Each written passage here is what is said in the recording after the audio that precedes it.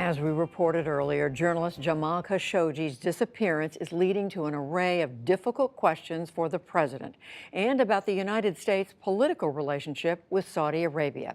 Many U.S. companies have long had business ties with the Saudis, and as William Brangham explains, those corporations now have to answer their own questions about whether they will continue to conduct business as usual with the kingdom. There's a big investment conference in Saudi Arabia next week. It's been dubbed the Davos in the Desert Conference. And initially, a number of prominent U.S. executives planned to attend. But then Jamal Khashoggi disappeared, and the Saudis claim no knowledge of what happened to him. Now, a number of those executives have pulled out. They include J.P. Morgan CEO Jamie Dimon, Ford Motors Chairman Bill Ford, and Uber CEO Dara Khosrowshahi. But a number of business leaders will still attend the big event, and so will U.S. Treasury Secretary Steven Mnuchin. Today, when President Trump was again asked about Khashoggi, he emphasized America's economic ties with Saudi Arabia. They're a tremendous purchaser of not only military equipment, but other things. When I went there, they committed to purchase $450 billion worth of things and $110 billion worth of military. Those are the biggest orders in the history of this country, probably the history of the world. I don't think there's ever been any order for $450 billion. And you remember that day in Saudi Arabia where that commitment was made. To help go a little deeper into those economic ties and how corporations are responding to this crisis, I'm joined now by Andrew Ross Sorkin. He's an editor and columnist for the New York Times and also the co-host of CNBC's Squawk Box. He himself was scheduled to go to the Saudi Arabia conference, but recently pulled out. Andrew, thank you very much for being here. I know you've been reporting a great deal about these decisions made by CEOs to pull out. Can you just tell me, what was their calculus? Well, this has turned out to be a remarkable crucible for business executives in the United States and really around the world in terms of not only going to Riyadh next week, but what going to Riyadh would represent, an endorsement, if you will, of the kingdom. And so many of these executives, whether it's J.P. Morgan or Blackstone or BlackRock or Uber, have real business interests in Saudi Arabia. So there is something meaningful for all of them at risk. Real money, real profits, and real questions about their ability in the future to be able to continue to do business in some of these, in Saudi Arabia. J.P. Morgan, for example, has done business in that country since 1930, and this is a country that has historically held grudges. Was it your sense that this was a principled decision on their part, or was it just terrible optics, and that they'll be right back in business with Saudi Arabia the minute this storm passes?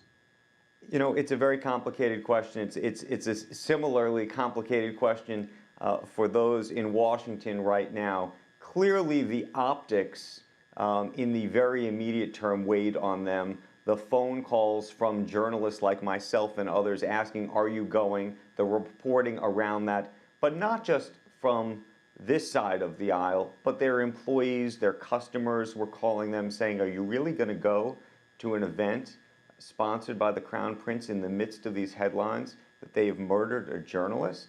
And so I think that has weighed on all of them by default. I like to think that some of them do have a principled stand on this, but I think they're also wrestling with the long-term economics and economic ties to this country and what that means for their businesses. And as you report in a recent column you did in the New York Times, it's not like Saudi Arabia is the only country that American businesses do business with that have a troubled human rights history. Well, that's why this is so complicated. U.S. businesses have long done business. Our biggest trading partner is China. The human rights in China, there is no great record there. There are U.S. businesses that have long done business in Russia. As we know, there have been atrocities. I think that if you really look, I hate to say the morality here is gray, but it is across the world, both in terms of the businesses that have done business with these types of countries and that our country itself has done business effectively with these countries. And so it's a very complicated place for all of these people to be right now. We heard the president earlier say in a way, emphasize how important these arms sales are with Saudi Arabia.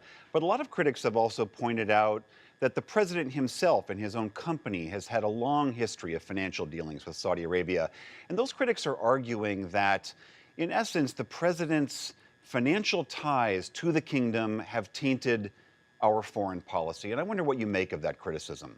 You know, there are those in Washington, and there are a number of senators and others that are calling now on making public those relationships, those financial ties, similarly to the speculation perhaps around whether President Trump had or has financial ties to Russia. I think in this instance, there is probably less of a financial tie and more of just a very complicated situation, which is to say the United States has considered Saudi Arabia an ally, leverages that ally in many ways, financial being one of them, whether it's weapon sales or perhaps more importantly, oil and oil prices, and lots of other things, in some cases even related to our anti-terrorism efforts. And so the question is, do you push that away, or how do you push that away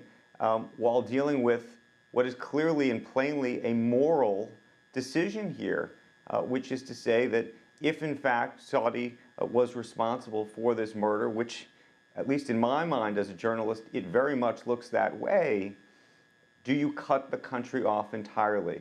Effectively, is there a way to censure the country and somehow maintain a relationship with them at the same time?